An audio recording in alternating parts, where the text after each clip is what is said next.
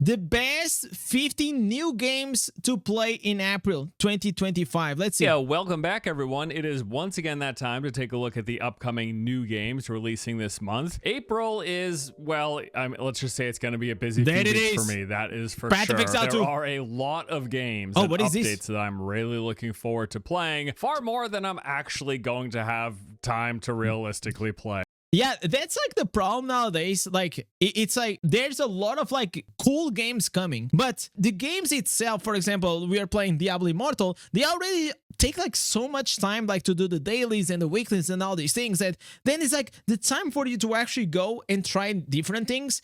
It's like you have to pick, you know, or you go play something else, or you have to keep playing the game that you're playing to try to min-max. So I don't like that. I wish that we lived in an era that you can play the game, but you can finish it. Because nowadays, you can play most of the games forever. Like, they never end. There's always something that you can do. So they drag up like that retention, that in-game time. And I just wish you could be in a stage that you just play the game, you complete it, and you come back maybe like in 2 months. That is for certain. With that said, let's jump right in. First up this month, we've got Steel Hunters. This is a free-to-play PvPvE shooter where you pilot these giant mechs called Hunters in competitive last team standing matches across a variety of maps. I actually got to play this game in an early test about a year or so ago, I think it was, and it was decent. Wasn't that bad. Pretty straightforward setup. You pick a hunter. These are basically like hero classes. You drop into a map at a random position, and then you go around fighting PvE and are like really keen in these mecha games. You know, there was a Armored Core 6 that came out last year or 2 years ago. It was very, very popular. People loved it.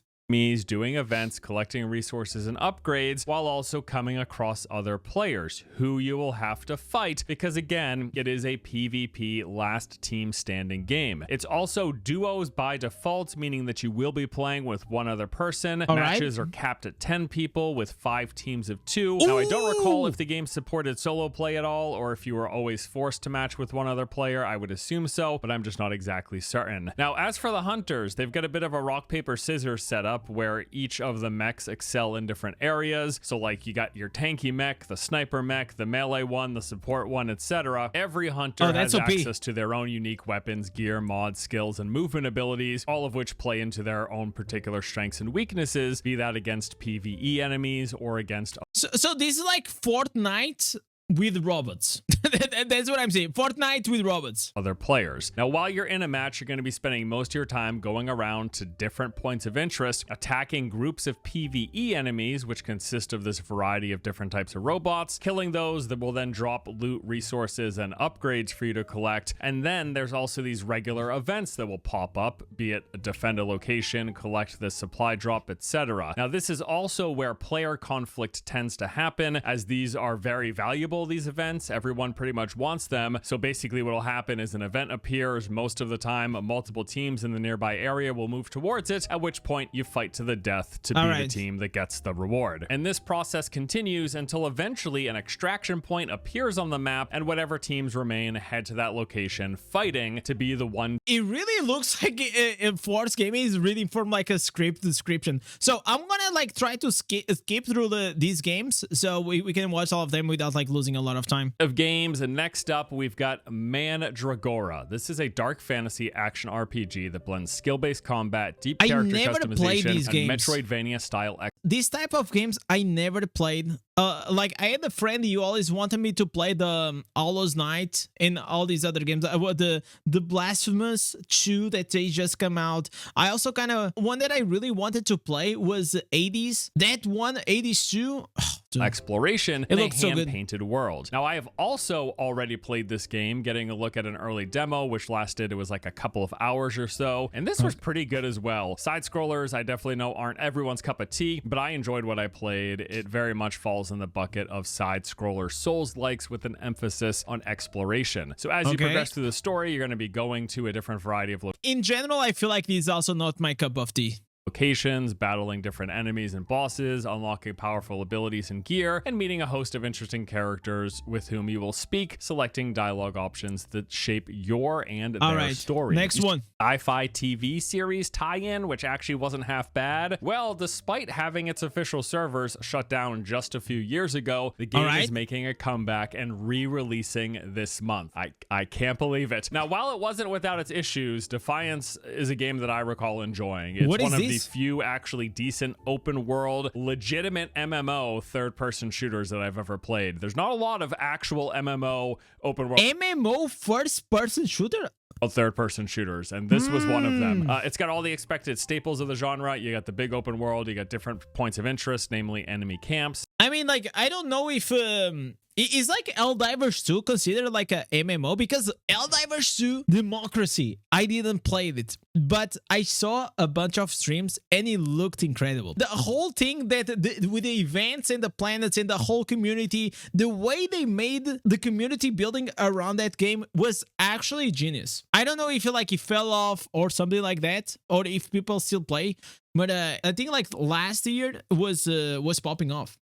You got towns with NPC quest givers and vendors. You get a variety of different public events, from invasions to racing mini games. There's also group dungeons, organized arena style PvP, and raiding. And once more, yes, it was an actual honest to goodness MMO where you will see tons of players running around the world and working together for stuff like those public event invasions. It was actually pretty cool. Yeah, the game was a bit janky, and probably its biggest offense, if I recall correctly, was the fact that they just straight up sold power. Like, I'm pretty certain you could use real money to purchase like increased experience gains. Pay to win game, skip. Assumed that this was like some long-running series that I had never heard of, but no, it's a brand new game, and you know what? It actually looks and sounds pretty darn good. Early hands-on impressions that I've watched have been extremely positive. This looks like one to keep an eye on. So the game itself is this interesting blend. Chat, do you guys think with a new PC? Because like every time I look at these games, I always thought to myself that, okay, this looks cool, but I cannot play this. Of a story-focused adventure where you will explore this fantasy world inspired by Epoch, this is Final Fantasy kind of style? Combat, battling enemies with this unique blending of turn-based RPG and real-time mechanics. It's also got a pretty interesting premise and world as well. I personally love, before I played Diablo Immortal, I used to play a lot of turn-based games. I low-key kind of like it. I like the strategy. I like that you can build up the characters. I just love it. It's really my type of game. It's set in this place where once a year, this character called the Paintress wakes up and draws upon her monolith a cursed number, and everyone of that age dies, turning to smoke and fading away. So year by year, that number ticks down and more people get erased. The game begins the day before she's about to wake and set to paint the number 33, and you take the role of this expedition team set out to stop her. Now, while working to complete your tasks, you're going to be exploring this enchanting realm populated by surreal adversaries, wandering through breathtaking landscapes from the Island of Visages to the Forgotten Battlefield, discovering secrets and hidden quests along the way, finding allies of fortune in these creatures of legend, and recruiting special companions to access new travel methods and discover secrets around the world. As you progress, you'll meet new people, filling out your roster, crafting this unique blend of expeditioners that fit whatever your preferred playstyle is by choosing their gear, stats, skills, and synergies. And then in addition to that turn-based layer of combat, you can open what are called active dimensions, where you actually have to dodge, parry, and counter in real time.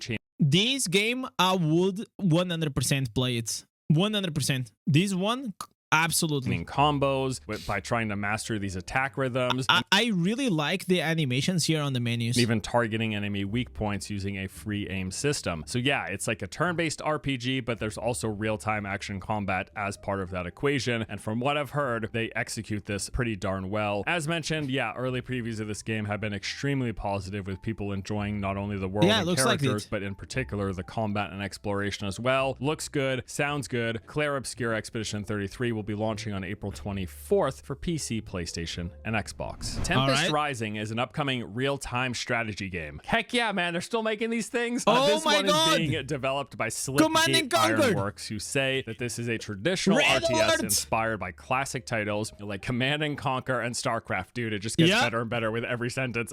Sign me up, dude. So Tempest Rising, this game is set in a fictional 1997 in this war I remember playing so much of these games as a kid. I used to play so much. Command and Conquer, Red Alert, Age of Empires, Age of Mythology. Oh, those were the days, man. Torn world that has been taken over by an anomalous plant called the Tempest. There are two factions waging for global war for control of this resource. You got the Global Defense Forces and then the Tempest Dynasty, with a mysterious third faction lurking in the shadows. So the gameplay loop involves the usual expected things. You collect resources, you build a base, you produce units, and then you micromanage your forces as you go out and attack and trying to win the battle with fast and fluid combat. Features include 3 unique factions with asymmetrical power, each offering its own distinct economy, playstyle, and unique roster I kind of like they are still making these games. Veterancy based on damage dealt against enemies, with 3 Probably levels they are to not as progress popular, through of getting course. stronger. There are 2 story campaigns told both in combat and with in-engine cutscenes. You'll take on the role of commander in the highly mobile peacekeeping corps. These looks kind of low-key, kind of good.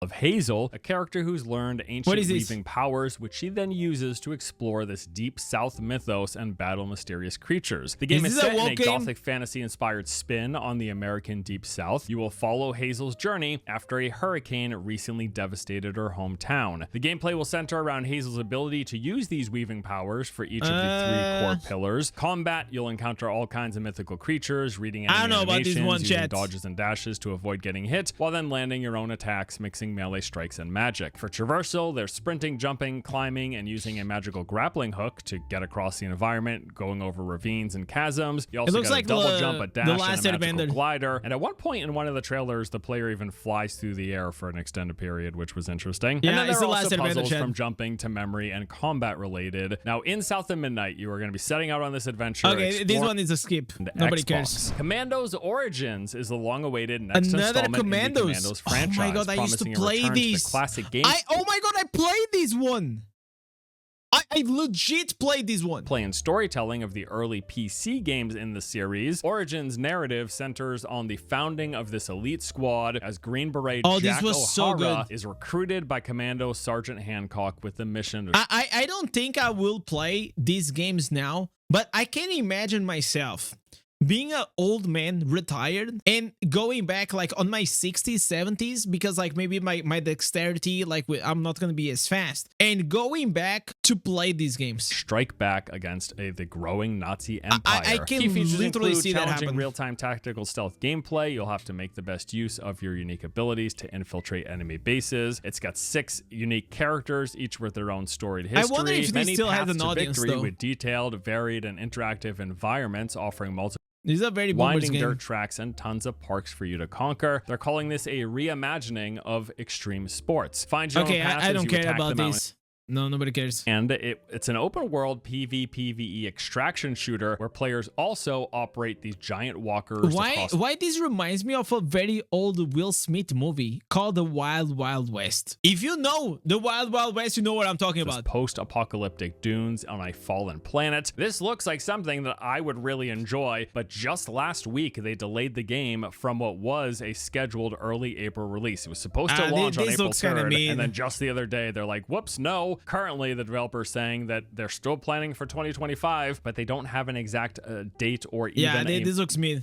About. This includes Path of Exile 2's first major early access update, patch 0.2, titled Dawn of the Hunt. This is launching in just a few days, and holy crap, I cannot wait. It includes the new class, the Huntress, a dexterity-focused character with high mobility. Her default setup consists of 2 new weapons, the Spear, which so we watched the whole thing already. We already know what is going to happen. It looks very good. Sides.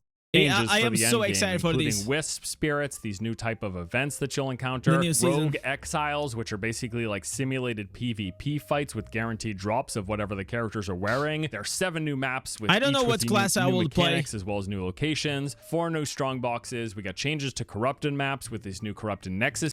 But it's going to be like a massive update. Yeah, 4th. Another great RPG getting a big update this month. We got Last Epoch's 2nd season titled Tombs of the Erased. This comes with the addition of tombs, which are procedurally generated side zones. Think like mini dungeons that you can come across. You'll see them as you're playing through the game, as well as when you're doing mapping, inside of which there's a whole new host of enemies. Last Epoch I never played it, but people say it's also really, really good. Of the Woven, which offers deeper customization and loot options. We got Woven Echoes, which is an expansion expansion to the Monolith of Fate system. These allow you to weave your own echo web yourself with new objectives, updates to previous echoes, a new endgame boss, and more. Crafting improvements with updates to legendary crafting, new and enhanced crafting materials, reworked experimental crafting, new champion-only affixes, and the option for set item crafts in the endgame. You can now respec masteries if you change your mind and you want to try out a new build on the same character. The Sentinel class got a complete overhaul. We got the champion class of enemies with their own affixes, as mentioned, and then a ton of quality of life. I just love to play the melee classes. I know that in all of these games, in general, like, range is so much better, but there's something about playing with a big weapon, man. I just love it. Updates and improvements, like updates to the dungeon experience. They added inventory tabs. We get a dungeon key charm, WASD support, boss rebalancing, and more. Sounds like a great update. It's going to be coming out in a couple of weeks after Path of Exile 2's update. Originally, they were like 2 days apart, but then Last Epoch pushed it out after PoE 2 announced when they were coming out. I don't blame them. Kind of sucks for them, but I think given the birth there is a good... Yeah, so what happens is that Path of Exile, Last Epoch announced the date that we're gonna release the new season, and then the next day, Path of Exile came out and said, hey, we're gonna release the season 2 days after. So this only left like Last Epoch the option to actually just like delay the second season, because imagine like you go and you play Last Epoch, the new season, but once PoE 2 comes out, everyone was gonna switch out. So they don't want that. They want people to enjoy Path of Exile 2 for a while and then go back to play maybe Last Epoch after a while. I feel like that's a very smart marketing change. Good idea. Either way, gonna be getting a lot of ARPG action this month. I can Hell yeah. I just hope that in the future we can have a new ARPG coming into mobile. I like Diablo Immortal, but man, like, let's start. We need something new, man. We definitely need something new. Preemptively feel the arthritis setting in. Last Epoch Season 2, Tombs of the Erased, will be launching on April 17th. V Rising Update 1.1 Invaders of Oakvale. This is going to bring a bunch of new content to what is already a great game. We get the Oakvale Woodlands, which is a new forest biome filled with new deadly enemies, bosses, and dark magic. You can now build a custom battle arena inside of your castle for either PvP duels or duels with friends. There are 3 new weapons, the claws, twin blade, and throwing daggers, 7 unique new spells, 1 for each school of magic, as well as 1 new ultimate ability tied to the newest legendary shard. You can now fuse your weapons or jewels, getting to re-roll their stats for hopes of better outcomes. Every time I saw this game, I don't know, it never felt compelled to play blood types, and powerful new customization, as well as some new castle features and cosmetics. V Rising, already a great game. I love it. One of my favorites in recent years. Updates 1.1 Invaders of Oakvale launches on April 28th on Steam. Actually really high Diablo 4 praise. is getting a new season number 8 to be precise. This comes with new layer bosses, new and updated boss mechanics. It's kind of incredible how hard Diablo 4 fell off, man. I feel like the hype for Diablo 4, it is so low nowadays, and it's been absolutely be eaten alive by this Path of Exile 2 and even Last Epoch, because all I hear is Path of Exile 2, Last Epoch, and I didn't even know that the new season was coming out. Mechanics. There's the new seasonal mechanic of boss powers. Got a new world event, the Apparition Incursions. We got a new season journey, blessings, and battle pass. Some system updates to the boss layer keys, a new season story and quest line, as well as new legendary aspects and uniques. Although, to be entirely honest, to be frank, I'm not really interested in playing this. I just don't have the motivation to come back to Diablo 4. Same. You know what he just said is exactly how I feel. I have the expansion. I played a bunch of Diablo 4, but for some reason, no update that they make actually makes me compelling to actually go back to play the new seasons. And like, I tried the most recent season. I played for like probably like 4 hours, and I was like so bored, and I don't know why, but it's just like, it feels like the game maybe is just not for me any longer. For whatever reason, and I'm not doing it because it's cool to hate on it on the internet. I already have all these other great ARPGs that I'm playing, and I haven't even finished the list yet. There's one more next that I'm going to be spending a lot of time with around the same time. I just don't think I'm going to have enough time, and I much rather play these other games, to be honest. But you know, Diablo 4 is still trucking along. People like it, so wanted to let you know Season 8 is happening. This will be launching on April 28th. The last game I will definitely be playing, No Rest for the Wicked. It's going to be getting its first major update this month, and I am pumped pumped. I had a blast with the listen, I am so pumped to play this game. I really want to try this game. based early access version of the game. I thought incredible. It was already a fun time, and this update is adding a whole heck of a lot. In fact, we got a whopping 11,000 changes to the game according to the devs. This includes new locations, bosses, weapons, modes, and a ton of quality of life. They've doubled the size of the open world with the addition of 2 new locales, the Molen Meadows and Marin Woods. Now, beyond being new show the gameplay. Locations Show the with chat their the own visual gameplay. appearances, these zones also include a host of new enemies, bosses, resources, items, and NPCs to discover. As with the base game, these new zones will also feature a lot of verticality, going up, down, in and around and behind things, with plenty of hidden areas to discover. There's a brand new blight feature where parts of the world become infected, requiring you to try to find alternate routes around it. They're going to be adding 2 new weapons with the gauntlets and wands, as well as a bunch of new additional weapons to existing classes, runes, and armor sets. Get a new difficulty with hardcore permadeath mode, and a bunch of quality of life stuff like improved storage. I wish I would show you guys the gameplay. Man, the gameplay, it's looking absolutely clean. This is like imagine like a RPG with like a Souls-like game, but very, very well done. Very, very well done. I have a full video that we reacted to this. We got fast travel stones, better loot drops, and the ability to add new weapon enchantments, and they've improved the game's performance. And that is just a basic recap of this update. I plan to do a deeper dive at some point because I'm really looking forward to this. No Rest for the Wicked, the Breach update launches on April 30th. Yeah, man, this month is gonna be a doozy. I'm gonna be having to make some decisions, especially in the back half of the month. From all of these, what's like seriously I kind of wanted to try. Okay, I really like this one, Declared, like the one that looks like Final Fantasy with the turn base.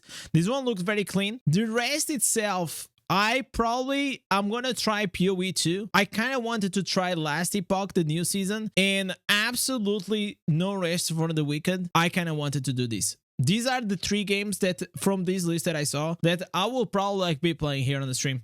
So if you guys don't follow Force Gaming, please go there and drop him a like. It's actually pretty cool, man. It does like all these best new games and all these things kind of content. I love it.